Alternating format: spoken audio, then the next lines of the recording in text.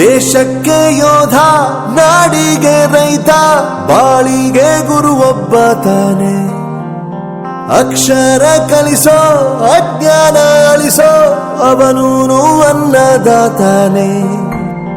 ತಪ್ಪು ಸರಿಯ ತಿದ್ದಿ ತಿಳಿ ಹೇಳಿ ಸಮಬುದ್ಧಿ, ನಮ್ಮ ಚಿತ್ತ ಶುದ್ಧಿಯಾಗೋ ಹಾದಿ. ಎಷ್ಟೇ ದೂರ ಹೋದ್ರೂ ಮರಿಬೇಡ ನಿನ್ನ ಬೇರು, ನಿನ್ನ ಸಾಧನೆಗೆಲ್ಲ ಇದುವೇ ಆದಿ. ಪಾಠಶಾಲಾ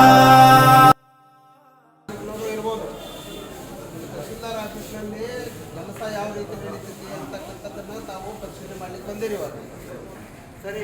ನಮ್ಮ ತಹಶೀಲ್ದಾರ್ ಆಫೀಸಲ್ಲಿ ಹಲವಾರು ಪ್ರಮಾಣ ಪತ್ರಗಳೆಲ್ಲ ಕೊಡ್ತೀವಿ. ಅದರಲ್ಲಿ ಒಳ್ಳೆಯದು ಆದಾಯ ಪ್ರಮಾಣ ಪತ್ರ ಇರ್ಬೋದು, ಜಾತಿ ಆದಾಯ ಇರ್ಬೋದು, ಬರೀ ಆದಾಯ ಇರ್ಬೋದು, ಬೆಳೆ ಪ್ರಮಾಣ ಪತ್ರ ಇರ್ಬೋದು, ಮೋಕ್ಷ ಇರ್ಬೋದು, ಹಲವಾರು ಪ್ರಮಾಣ ಪತ್ರಗಳನ್ನು ನಾವು ಕೊಡ್ತೀವಿ.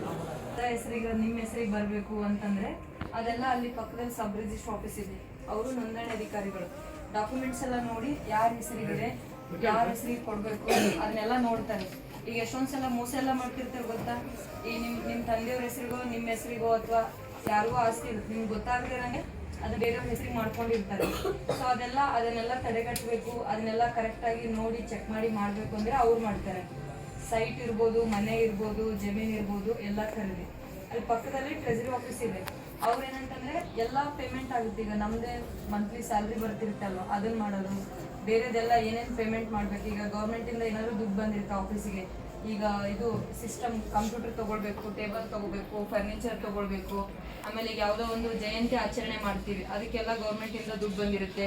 ಈಗೇನೋ ಒಂದು ಕಾರ್ಯಕ್ರಮ ಮಾಡ್ತೀವಿ, ಅದಕ್ಕೆಲ್ಲ ಗೌರ್ಮೆಂಟಿಂದ ದುಡ್ಡು ಬಂದಿರುತ್ತೆ.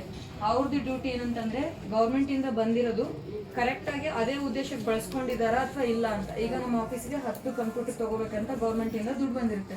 ಕಂಪ್ಯೂಟರ್ ತೊಗೊಂಡಿರೋದಕ್ಕೆ ಬಿಲ್ ಇದೆನಾ, ಕಂಪ್ಯೂಟರ್ ಇದೆನಾ, ಅದೆಲ್ಲ ಕರೆಕ್ಟಾಗಿ ಮಾಡಿದಾರಾ ಇಲ್ಲ ನೋಡಿ ಅದನ್ನ ಅಂಗಡಿ ಮಾಲೀಕರು ಯಾರು ಇರ್ತಾರಲ್ಲ ಅವರಿಗೆ ಬಿಲ್ ಮಾಡೋದು ಟ್ರೆಜರಿ ಅವ್ರದ್ದು.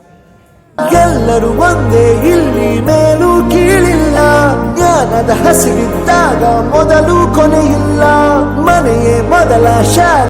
1930ರಿಂದ ಅಂದ್ರೆ ಸುಮಾರು 100 ಇಯರ್ಸ್ ಇಂಡಿಯನ್ ರೆಕಾರ್ಡ್ಸ್ ಎಲ್ಲ ಅಲ್ಲಿದೆ. ಅಧಿಕಾರಿಗಳು ಇರ್ತಾರಲ್ಲ ಅವ್ರಿಗೆ ಜವಾಬ್ದಾರಿ ಕೊಟ್ಟಿರ್ತೀವಿ, ಇದನ್ನ ಇಷ್ಟು ದಿನದಲ್ಲೇ ಮಾಡ್ಬೇಕು ಅಂತ. ಕೆಲವೊಂದು ನಮ್ಮ ಹಂತದಲ್ಲಿ ಆಗೋದಿರುತ್ತೆ, ಕೆಲವೊಂದು ಎಸ್ ಆಫೀಸ್ಗೆ ಹೋಗ್ಬೇಕಿರುತ್ತೆ, ಅಥವಾ ಕೆಲವೊಂದು ಸರ್ವೆ ಡಿಪಾರ್ಟ್ಮೆಂಟ್ ಇಂದ ಅಳತೆ ಆಗ್ಬೇಕಿರುತ್ತೆ, ಕೆಲವೊಂದು DC ಸರ್ ಅಪ್ರೂವಲ್ ಬೇಕಿರುತ್ತೆ. ಸೊ ಅದನ್ನ ಹೇಳ್ತೀವಿ. ಈಗ 30-40 ವರ್ಷದ ಸಮಸ್ಯೆನ ಒಂದೇ ದಿನದಲ್ಲೇ ಬಗೆಹರಿಸಬೇಕಂದ್ರೆ ಆಗಲ್ಲ. ನಾವು ಇಲ್ಲಿ ತನಕ ವೇಟ್ ಮಾಡಿದ್ರೆ ಅದು ವೇಟ್ ಮಾಡಲೇಬೇಕಾದ ಸಿಚುವೇಶನ್ ಇದೆ. So they have to wait for 3 to 4 months. ಇಲ್ಲ ಅದು ಒಂದೇ ದಿನದಲ್ಲಿ ಆಗುತ್ತೆ, ಅಷ್ಟು ನೆಸೆಸಿಟಿ ಇದೆ ಅಂತಂದ್ರೆ ನಾವೇ ಅದನ್ನ ಪರ್ಸನಲಿ ಫಾಲೋ ಅಪ್ ಮಾಡಿ ಮಾಡಿಕೊಡ್ತೀವಿ.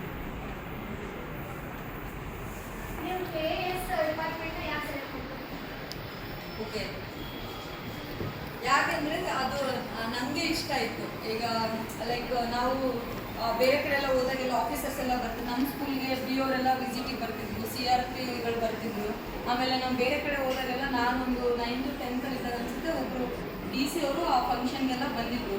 ಸೊ ಈಗ ನಮಗೆ ಊರಲ್ಲಿ ಸಮಸ್ಯೆಗಳು ಎಷ್ಟಿತ್ತಂತ ನೋಡ್ತಿದ್ವಿ. ಈಗ ನಮ್ಮದು ಪೇರೆಂಟ್ಸ್ ಅಗ್ರಿಕಲ್ಚರ್ ಮಾಡ್ತಿರ್ತಾರೆ, ಸೊ ಅವರು ಏನೆಲ್ಲ ಕಷ್ಟಪಡ್ತಿದ್ರು. ಆಮೇಲೆ ನಮ್ಮ ಅಕ್ಕಪಕ್ಕದ ಮನೆಯಲ್ಲಿರೋ ಈಗ ಹೆಣ್ಮಕ್ಳೆಲ್ಲ ಇರ್ತಾರೆ, ಫಾರ್ ಎಕ್ಸಾಂಪಲ್ ಈಗ ಅವ್ರ ಗಂಡ ಡೆತ್ ಆಗಿರೋದಿರ್ಬೋದು, ಅಥವಾ ಅವ್ರಿಗೆ ನೆಕ್ಸ್ಟ್ ಅವ್ರ ಮಕ್ಕಳನ್ನೆಲ್ಲ ಅವರೇ ಸಾಕ್ತಿರ್ತಾರೆ, ಸಿಂಗಲ್ ಹೆಣ್ಮಕ್ಳೆಲ್ಲ, ಅಥವಾ ವಯಸ್ಸಾಗಿರೋದೆಲ್ಲ ನೋಡ್ತಿದ್ದಾಗ ಮತ್ತೆ ದುಡಿಮೆ ನಮ್ಮ ಬೆಳವಣಿಗೆ ತಿದ್ದು ಗುರು.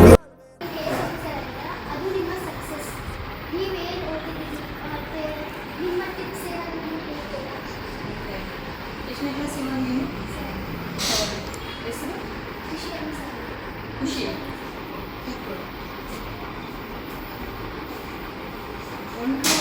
1 to 8ವರೆಗೂ ಈಗ ನೀವು ನಾರ್ಮಲಾಗಿ ಹೆಂಗೆ ಸ್ಕೂಲಲ್ಲಿ ಹೋಗ್ತಿರ್ತೀರಲ್ಲ ಹಂಗೆ ಸ್ಕೂಲಲ್ಲಿ ಓದಿದ್ದು, government higher primary school. But ಸ್ಕೂಲಲ್ಲಿದ್ದಾಗಲೇ ನಮಗೇನು ಇವಾಗ ನೀವು 5th ಎನ್ವಿರಾನ್ಮೆಂಟಲ್ ಸ್ಟಡೀಸ್ ಇರುತ್ತೆ, ಹಿಸ್ಟ್ರಿ ಇರುತ್ತೆ, ಮತ್ತು ಅದರಲ್ಲಿ ಜಾಗ್ರಫಿ ಪೋರ್ಷನ್ ಹೋಗ್ತಿರ್ತೀವಿ, ಎಕನಾಮಿಕ್ಸ್, ಸೈನ್ಸ್, ಮ್ಯಾಥಮೆಟಿಕ್ಸ್ ಅದೆಲ್ಲ ಇರುತ್ತಲ್ಲ, ಅದನ್ನು ಚೆನ್ನಾಗಿ ಕಾನ್ಸಂಟ್ರೇಟ್ ಮಾಡಿ ಓದೋದು.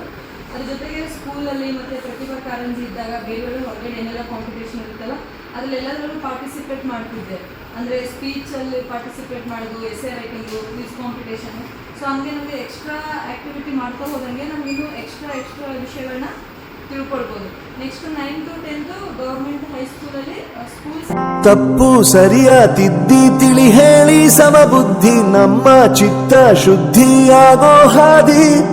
ಎಷ್ಟೇ ದೂರ ಹೋದ್ರೂ ಮರಿಬೇಡ ನಿನ್ನ ಬೇರು, ನಿನ್ನ ಸಾಧನೆಗೆಲ್ಲ ಇದುವೇ ಆದಿ. ಪಾಠಶಾಲಾ